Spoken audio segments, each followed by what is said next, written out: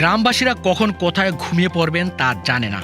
কেউ বাড়িতে, কেউ কর্মক্ষেত্রে, কেউ রাস্তায় হাঁটতে হাঁটতে, আবার কেউ কথোপকথনের মাঝেই হঠাৎ ঘুমিয়ে পড়ে। এমনকি খেলাধুলার মাঝেও কেউ ঘুমন্ত অবস্থায় ঢলে পড়ার ঘটনা ঘটেছে। বিজ্ঞানীরা দীর্ঘ গবেষণার পর রহস্য উদ্ঘাটন করেন। কালাচির কাছেই একটি পরিত্যক্ত ইউরেনিয়াম খনি রয়েছে। খনিটি থেকে নির্গত কার্বন মনোক্সাইড গ্যাস বাতাসে মিশে অক্সিজেনের মাত্রা কমিয়ে দেয়। এই গ্যাস মানবদেহে প্রবেশ করলে মস্তিষ্কে অক্সিজেন সরবরাহ ব্যাহত হয়, যার ফলে মানুষ হঠাৎ গভীর ঘুমে চলে যায়।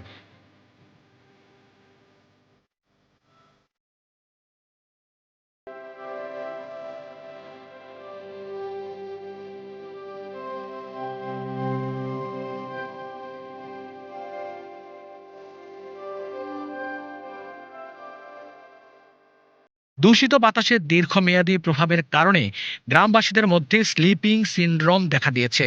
পরিস্থিতি নিয়ন্ত্রণে আনতে সরকার এক পর্যায়ে গ্রামটি থেকে বাসিন্দাদের অন্যত্র স্থানান্তরের উদ্যোগ নিয়েছিল। বিশেষজ্ঞদের মতে এটি পরিবেশ দূষণের প্রভাবের এক বিরল ও ভয়ঙ্কর উদাহরণ, যা প্রমাণ করে যে পরিবেশ মানুষের জীবনে কতটা অপ্রত্যাশিত ও মারাত্মক প্রভাব ফেলতে পারে।